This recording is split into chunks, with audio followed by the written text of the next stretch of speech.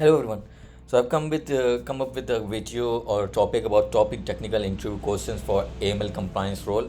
When you're applying for a job and they ask you technical questions, they can be about KYC, CGD, transaction monitoring, SAR, STR filing, risk assessment, sanction screening, and regulatory system knowledge, the tools knowledge. So I'm gonna cover 5 questions from each of those 5 topics and answer the questions so that you are prepared for the interview. And I'm gonna make this video publicly available for everyone who are interested in knowing so they can get benefit of it. So the first one is, what key documents are required to onboard a high risk corporate entities.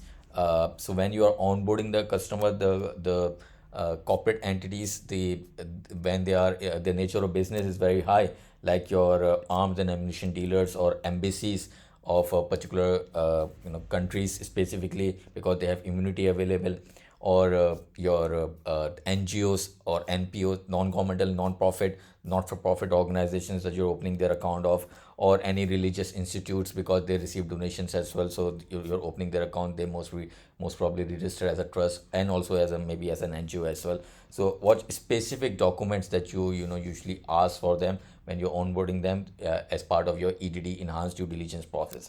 So you specifically ask, you perform profiling on their trustees. We focus on their ulterior to find out the beneficial owners ulterior motives, so that we figure it out that why they are using a particular institute for either financial crime, money laundering, terrorist financing purposes, or they're exploiting particular institute for their own purposes, like say embassy maybe being exploited since they have particular immunity. They don't have to pay import tax or import duty, so they may be will exploiting their purposes. So we try to check there who work there, who are ambassadors, consulate generals, and we perform negative media against them so that we can figure it out that possibility if they have done something before, and so that we can ask them to make sure that they're not going to do anything else in future. So ask them any information about them: full name, father name, their nationality, date of birth, tax returns, present address, and every detail about them. So focus on the beneficial owners. So, and you can focus on the nature of businesses, including the goods and services they provide, specifically who their major donors are, who their trustees are. So you can do profiling on them. This is in addition to what you do: memorandum of association, articles of association, audited financials. You're asking for their mandate holders, asking for about their incorporation certificate, commencement business certificates, asking for their tax certificates, and so on. This is in addition to doing that because they are high risk companies, so asking a bit more. Okay, next one. How do you verify the complex beneficial ownership structure? Which you actually do this by unwrapping beneficial ownership. The best or the first way that financial action task force that usually recommend that you should be thinking about, especially when there is a shell company is concerned, is access to public corporate registry. The registry that is every country need to have as per the recommendation of the financial action task force. Uh, Financial Action Task Force recommendation 24 and 25. So if your country have that, you verify it through by first of all you ask beneficial ownership information as per the CTA, Corporate Transparency Act of 2021. You ask the information from the customer that who your beneficial owners above a particular threshold, above a particular percentage. Let's suppose you set the percentage as 10%. It's set by the FinCEN to be 25%, but you can set less than that. And then when you have collected the information who the beneficial owners is, you verify it by using corporate registry, government corporate registry. Your own government or any foreign governments where you can find the information where you have access to that information. That's the best way. The second is, you can ask for the help through third party vendors list. If it is available, you can use some open source intelligence tools like corporateregistry.com or something that may be able to help you. But the best way to verify is through government database, or which is also called public corporate registry, which have adequate information, accurate information, and up-to-date information. So when your customer provides the information, you have it verified from the corporate registry. Okay, next one. What factors would trigger the enhanced due diligence? The first factor is when you perform customer risk assessment and you find the customer risk scoring to be very high at the onboarding stage. You're going to start performing enhanced due diligence at the onboarding. You're not going to open the account unless you perform ETD, and which also includes you asking second line, compliance department to approve the request to open the account of the customer, the ultimate request from them. So you start ETD at the onboarding when you found out the customer risk to be very high in a risk, your based on your risk scoring model. You ask more questions at the onboarding. You ask more information. You verify that information through customer due diligence by verifying the documents from the customer, validating those documents as well. So it starts where the triggers is your risk scoring when you're performing customer risk assessment, and you find the customer risk score to be very high as per your bank's KYC tool that you're using, or you are maybe using core banking system to find the customer to be very high. So that's the first trigger. Okay, how do you handle the client who refuses to provide you source of wealth? So we ask customer to share the source of income and the document as well, so then we can verify it as the source of wealth. Can be verified through tax returns or wealth statement that is shared with the tax authorities. It's usually these two complement each other. Let's suppose when you have a salary and you save enough money, you're going to buy some S&P index, or you invest on some stock market, and if you make dividend out of it, so your income increases, you're going to reinvest that dividend to maybe buy some Bitcoin or something, or maybe buy more stock or something. And when you make a capital gain out of it, realized capital gain, if you make more money out of it, you then invest that money in maybe some in real estate market or something. So your salary organically grows, and your state wealth also organically grows. So your wealth statement should complement your source of income as well. If it doesn't complement, there's a high possibility that a source of income based comparing to your profile, if it doesn't, then there's a possibility of your profile do not matches with the activity, and there's a possibility that you're laundering money, or someone is using your account to launder money. Possibility of your account being a mule account as well. Okay, risk indicators do you use to rate a customer as high? The risk indicators includes profile of the customer, jurisdiction, the product and services the customer have requested to use the bank, and also the delivery channel, which includes to both how the customer is going to use our bank, or how the customer will be provided the services by the bank, plus third party referrals as well. And within those profile, these 4 parameters, we go further deep in the what's your, based on this profile, we ask if you are a minor or a major, where your counterparties are, whom you're working, expected counterparties, if you are a special customer or not, if we have gotten your contact information or not, plus the jurisdiction includes your nationality, your present address, your residential status, the product and services that you have requested, the if they are high, moderate, or low when the compliance department have performed their risk assessment on them, and also that we ask the expected value and count of debit or credit transaction if you open your account, what sort of monthly transaction that you're going to be performing. All of that into consideration of the customer risk to be high, if the score turn out to be final score turn out to be high. So basic information about the KYC, you got to know those information in order to pass the job interviews when you apply for a job after passing your certification, AML certification examination. Next, AML whatever, your CFCS, CAMS, or ICA, or GoAKS, or whatever the certification you have written. Okay, second one, transaction monitoring. Explain how transaction monitoring rules are created and fine-tuned. The rules are created based on the typology, different type of typology. Each rule is covering either one typology or multiple typologies of financial crime, money laundering, terrorist financing, and they are fine-tuned using the minimum maximum threshold, plus look back period, frequency, transactional count. They are also type of customer that you are targeting, the account type of account that you're targeting, the jurisdiction the customer must all belong to, the mode of transaction the customer may be performing that you want to target. The targeting is called meeting regulatory expectation in generating your alerts, and within the parameters of risk tolerance. I usually cover this in a 5th training session where we're discussing transaction monitoring tool. Okay, next, what steps do you follow when investigating a transaction alert? So first we take the alert into our ownership. If the alert is assigned to us based on the region that we are, or based on the product and services that we are looking after. So when you take the alert in your ownership, and then you start reviewing the activity of the customer, not just the activity that has been found to be suspicious. You extract the customer's bank statement, the KYC, and you review the whole banking relationship. If there are any pending previous alerts that are still pending, they are high aging or moderate aging, you review all of them collectively together to find the pattern, or you previously review the alerts that have been disposed of by yourself.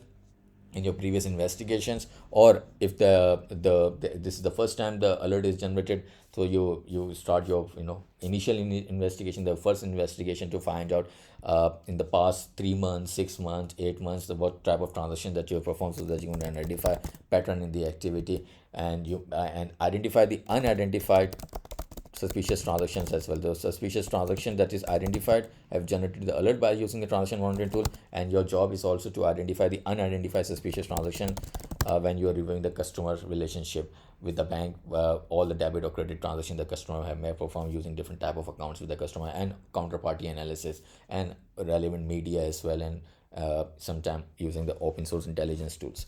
So it starts with you reviewing the transaction that the customer alert have been generated, plus reviewing other transactions, so you can identify unidentified suspicious transaction and try to match it against the profile of the customer. And if you do not find it to be a particular match and you have some questions to ask, you then escalate RFI against the customer, and then see that if the customer is cooperative or with the bank or not in sharing the documentary evidence. If it's not, then after a particular period of time, you forcibly close the RFI and then file the STR against the customer. Okay. How would you distinguish between the false positive and true suspicious activity? Okay, false positive alerts or false positive activity is 3 step. Something that you identify to be suspicious, you perform reasonable as investigation and didn't find it to be suspicious at all. Something your customer is not a money launderer in your opinion, and your alert disposition notes complements that through justification or some documentary evidence that you perform during the reasonable investigation. The next one is true suspicious activities, which leads to, is also called true alerts, which leads to you filing the STR against the customer, initially as escalating RFI L2 investigation, then maybe leads to filing the STR against the customer, and where you have been able to form a suspicion, you have red flags, you have typology, you have supporting documents against the customer, you have drafted the STR narrative as well, STR filing. Okay. How do you escalate a case from transaction alert to a full investigation? Which is, they're asking you to how you convert an alert into a case. We convert an alert into a case when we decided to do further investigation, which is in some situation also called enhanced due diligence investigation by the AML specialist. So we, in a RFI, we ask relevant questions about the particular transaction that we find it to be suspicious with unrelated or irrelevant counterparties. We ask the customer to provide the purpose and the relationship of those transactions when we escalate RFI to the first line who asks those questions on our behalf by doing customer outreach. In addition to asking the purpose and relationship of particular transaction, we ask why the transaction was performed based on the value of the transaction, and sometimes we ask the why the transaction was performed number of time as well. So it's not just purpose and relationship, it's also the value, why this value of transaction was performed and why this many time the transaction was performed with a particular customer who may have account in your bank as a counterparty or may not have account in their bank, so that your customer have performed transaction with some other person with have account in other different bank. So trying to verify that customer is not abusing your banking relationship, not abusing your banking account, and that may lead to filing the STR depends upon the way the customer is going to respond. Okay, next is what typology would you expect a trade-based money laundering, TBML. So it's a mixture of TBML and SPML these days, service-based money laundering, which have no physical shipment. Is usually e-products or tech products from the tech companies. So the TBML typologies includes your under invoicing, over invoicing, includes your you doing the ghost shipment, under shipment, over shipment, and obfuscation of goods and services. This is the basic 6 typologies, but if your bank have a transaction monitoring tool, they can also do post facto verification as well on the customer suspicious active post facto as well. This sort of post facto, these are the rules, and this is how they are fine-tuned using their frequency and look back period that your bank may have the transaction monitoring tool. I usually discuss those things in my training sessions for the AML certification.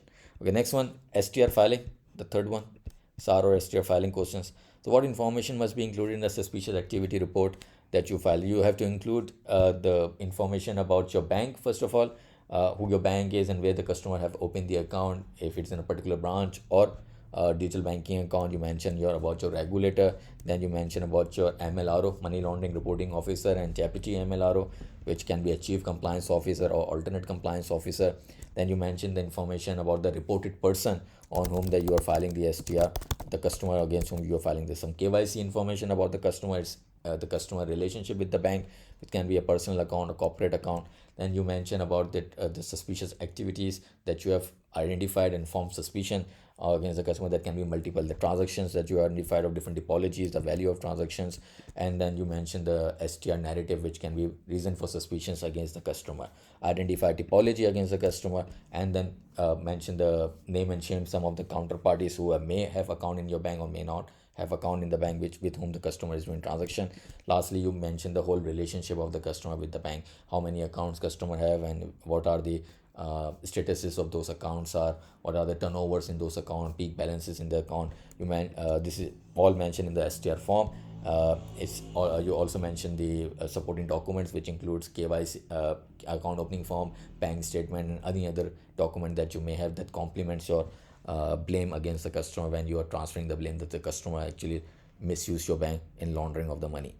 So STR form, supporting document. Next one, how do you determine the threshold of filing an STR? So it's asking you that what's your tolerance level, is that above this that you have to report the customer. It depends upon gravity of the situation. Sometimes we file the STR even on a one-off transaction. Sometimes we file the STR on the customer who perform frequent suspicious transactions. So it's called event trigger review. When we review the customer suspicious activities, so this review or the investigation starts with the customer performing some event. Those events can be pending transaction or recorded transactions. The frequency of those transactions, volume of those transactions, count of those transactions, all of that into consideration based on the profile, the way customer perform it, and what mode of transaction, with whom those transactions are performed. That led to a decision on the customer to report the customer, and in some situation closing the account of the customer as well. Typology is also one of the main factors. Okay, describe a case where you filed an STR and what made it suspicious. So a basic case, because it's usually considered to be very serious when we share word by word the confidential information, because it leads to tipping off. So I'm not going to be sharing my experience on different cases, but just a basic case that helps you, gets you some idea. And also, they're not in an interview expect you to quote word by word the exact cases that you have reviewed, because they're not gonna force you to do tipping off. Anyway, so let's suppose there is a case involving customer who have been using front companies. He's a white guy, and he buys, let's suppose, a Chinese restaurant. So under the white guy's ownership, the Chinese restaurant is have exponentially making ridiculous revenue every day, and majority of it is cash sales. So there's a high possibility that the white guy has, or the previous Chinese owner was using their front company as a Chinese restaurant, in a moderate way, that like the way it is supposed to. And since the restaurant business is very competitive business, you cannot just ridiculously get rich, by selling Chinese food.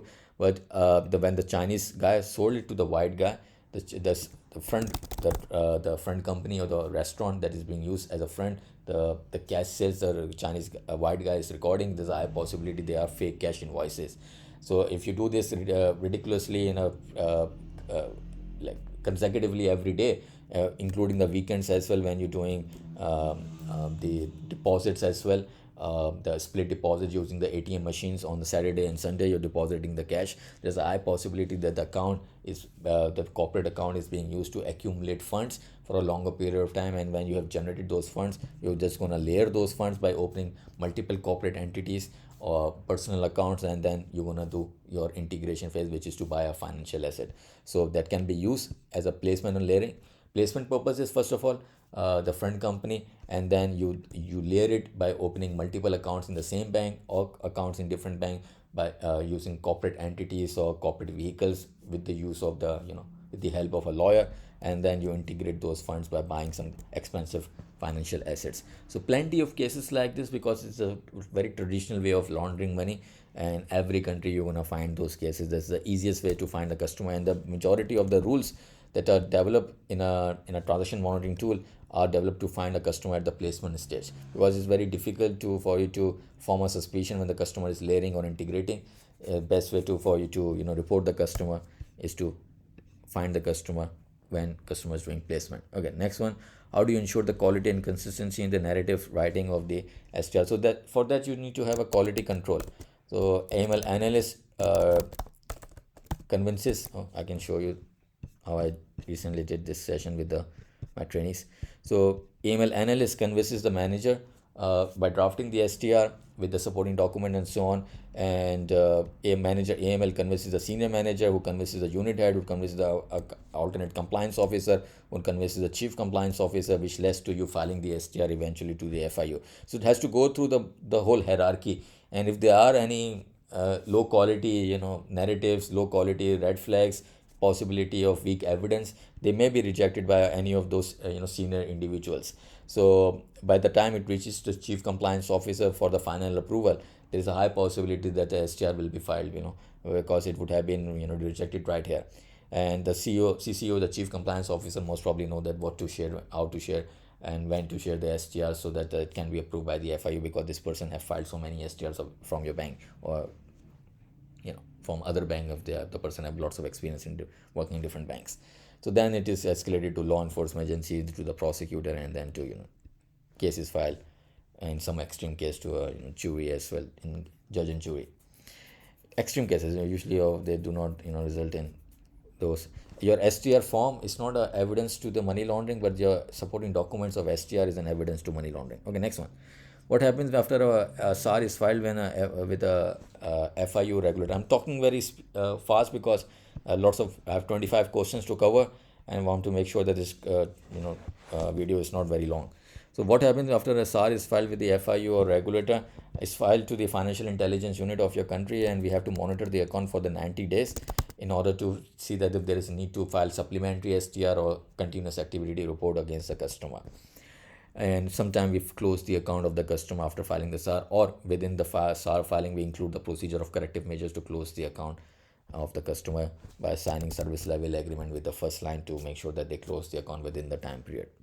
Okay, next one, assessment, sanction screening. So how do you conduct enterprise-wide risk assessment called EWRA? This is a Basel document that came out in 2003.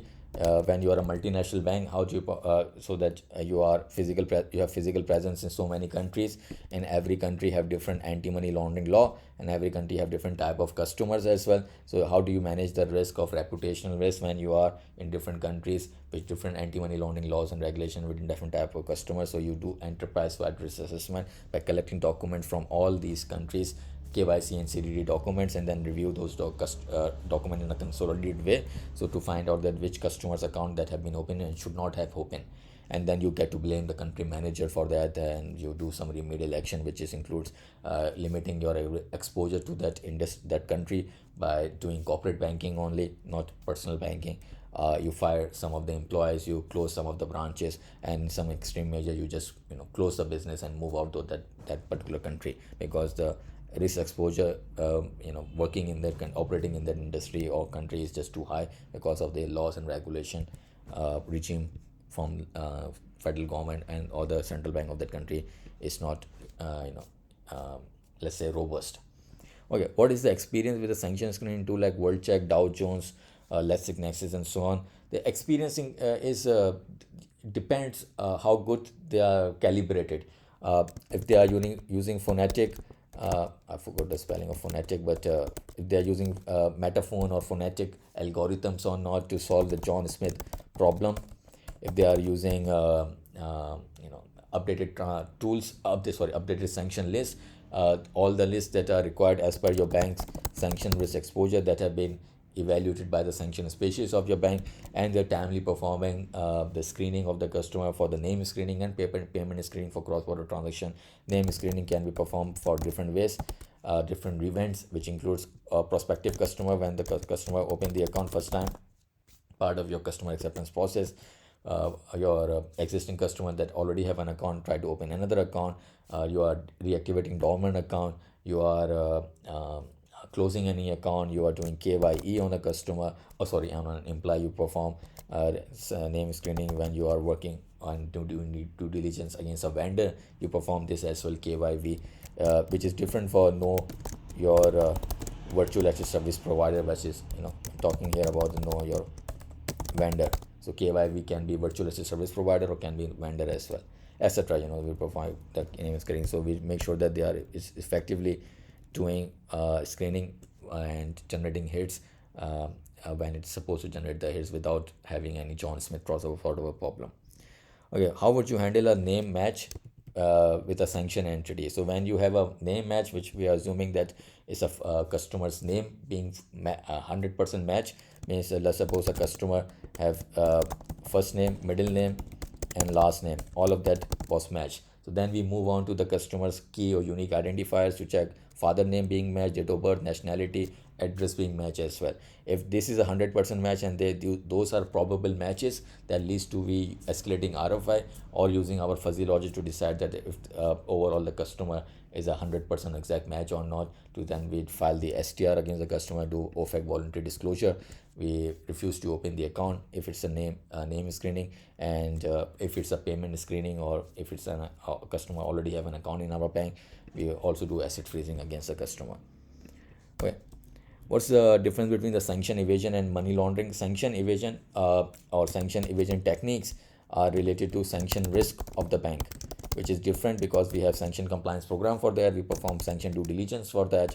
Our preventive measures are detection, prevention, and detection for that. But in a money laundering, terrorist financing, proliferation financing, and financial crime risk, we have AML program. It can be written like this way: we perform KYC, CDD on the customer, and we have detection, prevention, correction, again the preventive measures against the customer to prevent the risk of financial crime, money laundering risk. And this is different for the sanction risk. So we use different tools for it. Our screening process is different. Our review process here is different. Our decision making process is a bit different as well. And there are two different risks that we try to manage separately by having separate different departments to make sure that they're timely managed. Okay.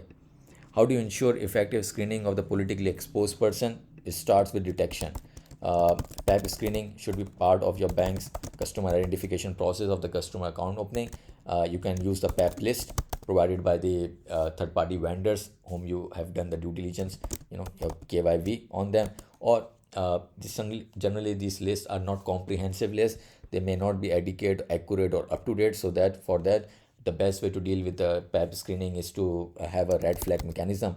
When you're opening the account of the customer, you need to know what customer red flags are. When they are a politically exposed person, you identify them using the local mechanism that you have created in your bank.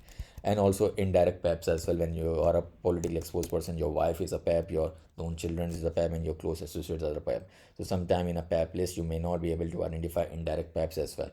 So relying too much on the PAP list or the PAP tools, screening tools, is usually considered to be a ineffective way. The best way is having local mechanism in your bank to identify who may be a PAP. And not all PAPs are high risk, and not once a PAP is always a PAP. Depends upon jurisdiction. So next one, regulatory and system knowledge. System they are referring here is different tools that we use. Okay. Which AML regulations and guidelines do you follow in your jurisdiction? So it depends upon jurisdiction means in the country that you are in. So we follow the guidelines that are provided us to by the Basel Committee in the 2014 document Response Principle to Anti-Money Laundering. We follow the guidance provided by the Financial Action Task Force in their recommendation in 11 immediate outcome, because they're part of our AML law in the country, because every country, normal country, have been evaluated. And also the last is that there are other best practices, including the Wolfsburg Group documentation and other institute that issue us the document that helps us, our central bank, to create the policies, procedures, or create regulations so that can be followed in the bank for developing policies, procedures, and control. So it includes a mixture of your country's industry risk assessment by the central bank, plus whatever the best practices are that trickle down to your bank's AML policies, procedures, which lead to you filing the STR and making right decision on the customer. So it should be best practices, and plus the local industry risk exposure that your bank your central bank have identified, and they can identify through when each bank is sharing their internal risk assessment and internal risk rating documentation. Yeah, what is the experience of the AML tool? Your mentors or SaaS or experience? Do you have hands-on exposure to those tools? So it's mandatory these days. If you want to get a senior analyst position or the manager role, you need to have a hands-on experience on the latest tools. Every tool uh, have a different user interface. Every tool have different rules to generate the alerts, different ways to fine tune them alerts as well. The expensive, of course, the tool is going to be, the more features it will have. It will be connected with your GoML. It will be connected with your easy way to escalate RFI to a dashboard, so that the first line can ask questions from the customer on your behalf. So the more the expensive tools are, the better the features are. So if you get to work in a tier 1 bank, you get to get to have the exposure to those tools. Anyway, so these tools, unfortunately, demos are not available on the internet. You just get it when get to work, use them when you're working in an institution which have those tools, financial institution. But there is no favorite tools or something. Oracle Financial Crime Compliance Management or SAS or Actimize from NICE. But it depends, how which tool that you have most probably used multiple time in a organization that you're working in. You may be comfortable to that one. So whichever the tool that, based on the budget or risk exposure the compliance department have of a particular bank, you get to use those tools, and you just get to learn those. And it's not that difficult to learn how to use them. You just get to 1 or 2 weeks is more than enough for you to find all the features. Of course, fine tuning them and testing them is a bit difficult, but using them to review the alerts, escalating the cases is not that difficult. We all have used softwares and computers. It's not that difficult to use them. Okay, how would you test the effectiveness of the AML system and scenario? That's called testing the tool. So you're making sure that your tool is working effectively, is generating the alerts the way it is supposed to, and that the rules are working the way they're supposed to. They're timely generating the alerts on the suspicious transactions of the customer. To we make sure that we perform a walkthrough on them. There's a process flow in your bank or schema. So we follow your QA team, your internal auditors, audit team, your regulatory audit team. They perform whenever they're performing the audit, they perform this testing of the tools. So it's called test of controls. So when they testing your control, one of the controls is to have a transaction monitoring tool. So when you're testing their control, they're making sure that if it has any downtime in the last 12 months, how many time it was not working, why it wasn't working, why there was any bugs, were they timely rectified and identified and rectified by working with the vendor. Are there any post sales agreement that you have signed with the vendor, so that you can get their help whenever you need them, and your IT department have properly got the training from the vendor to how to use those tools whenever you're performing behavior detection one. Okay, so have you participated in the regulatory audit, central bank's audit or exam? What question they usually focus on? So regulatory usually audits, when you're doing liaison with their team, the main focus is usually that how you are implementing their regulations, and if you are implementing that, what issues that you're facing in your department in implementing those regulations, to comply with those regulations, to meet their expectation. So when they interview you, or particular individuals they interview, they usually ask your concerns, that how difficulty that you find in implementing those, or when reporting those. So your STR, CTR, EFTRs and VCTRs are part of your regulatory reporting. So they just ask you the questions usually in the interview of the regulatory audit team, that what issues do you face in order to meet the regulatory expectation. But when the regulatory audit team, the central bank team, perform the audit, they usually have unlimited access to the customer's data, not just the 12 months, every whichever the type of in the past that they may ask the data about the customer, and they perform the same way, the test of details, the test of controls, and they make sure that your policies, procedures are in accordance with the latest regulations. And they mention observation and exceptions in their audit report, which may lead to sometimes fines, penalties from the regulator for the AML failure. Okay, next, how do you stay updated with the recent changes in the regulation and the typologies? So regulations, you up to date with your central bank's website. There's no other way for you to find out, rather than using any private any personal or any someone's website. You focus on the central bank direct website. They issue notifications. You can sign up with their emails as well. Sometimes they send you notification whenever they have updated any document. And typologies is your best way to find out is using your FIU website when they update different typologies, which are jurisdiction based typologies. Rather than following a person, you follow the the official website or official source, which is FIU for typology regulation from the central bank. So this is the 5-way. I have extra something which is case studies that what sort of case studies they usually ask when you are applying for a managerial roles. So this is a bonus one. So you see a customer making a structured deposit just under the threshold. What step you're gonna take? You gonna when someone is doing structuring just under a reporting threshold, so it shows an intention of the customer to avoid the red flag. So you ask the customer the purpose of doing transaction of a particular value and the time the period the customer is doing transaction. So if the customer is unable to justify the reason of doing the value of transaction and the time of the transaction that it's being performed, customer doesn't have any economical justification for it, there is or business reason for it, that's a suspicion to report the customer for doing restructuring, intentional restructuring. Okay. A PEP client starts transferring funds to the high risk jurisdiction. How would you assess this?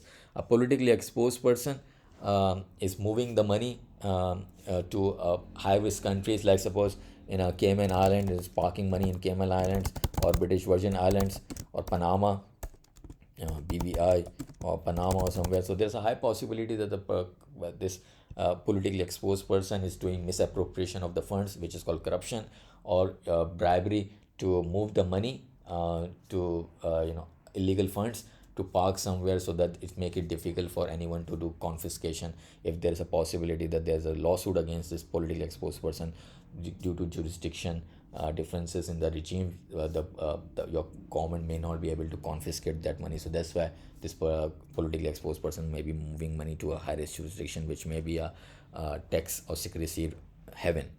Okay, you're reviewing the alerts of a customer who receive frequent round dollar wire transfer. What investigation you're going to perform? The round dollar amounts are that usually end in 00, 000 or 4 times zeros. Those transactions looks just too good to be true. $4,000, $40,000, $400,000, $400 million or something, so that just looks too good to be true. So corporate account may be doing this when they're paying their suppliers, when they're receiving funds from their customers, but a personal account, it doesn't usually make any reason justifiable for the bank to accept those sort of transactions. So you're going to ask the customer that the reason for performing this round dollar amount transaction. Sometimes the business corporate entities may not be able to justify it. So it's all about how the customer is trying to convince you why those type of transactions, the value of those transactions are being performed. And if customer doesn't have any justification to convince you, you're going to report the customer. So you find incomplete KYC during the periodic review, what action you're going to take? So incomplete, it means that when you did perform onboarding and your bank did not get to have a complete KYC. So then after opening the account, when you're performing the periodic review, depends upon the customer risk profile, they find out the customer profile is incomplete. It's not just incomplete, it's also outdated as well. So that's why you're performing the periodic review. So of course you need to complete the profile of the customer. It can be this periodic review is performed by the first line. So they need to complete the profile. They're going to contact the customer and get the information. So the next question is that if the customer is not willing to share the information to complete the profile, which you're doing this periodic review after opening the account, so it means that you cannot continue to have a relationship with the customer because you haven't evaluated the customer inherent risk properly, because you do not have the complete profile.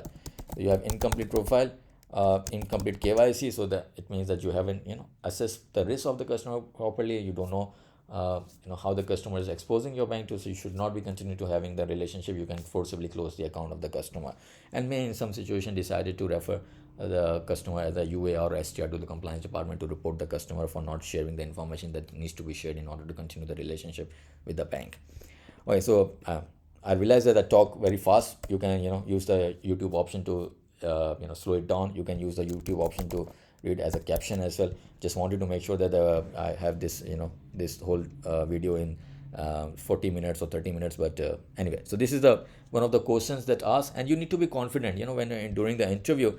They're also checking that are you, Bank of America material, are you Chase Bank material, how confident you are when you're talking about this, is responding to the questions. You're not responding them using your own words. You're responding where you sound like an AML specialist. You're using technical terminologies as well, and you are, just not saying, you're not beating around the bush. You just clear cut giving them the answer that they want to hear, so that they can move on to the next question.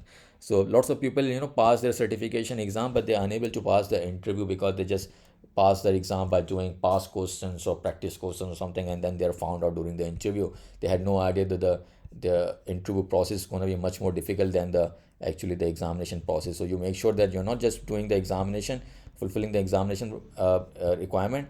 You fulfill the recruiters requirement, which are much more high when you apply for a job. So make sure that you become a subject matter specialist when you're preparing for the certification examination before you apply for a job, so that you can pass the job interviews as well. Next batch is starting whenever you're watching this on 9th of July. Find out the exact fee. Your examiner have increased the fee, but I have lowered my training fee. You can find out the exact fee. Join on time and make sure that you have a right attitude, so that you enjoy the 50 hours of training and complete and prepare yourself completely, so that there are no surprises in the exam. You pass your exam, and also you do not have to prepare separately for interviews. You get to have preparation for the interview in the 50 hours of training. Okay, have a good day. Thank you for watching. Good luck.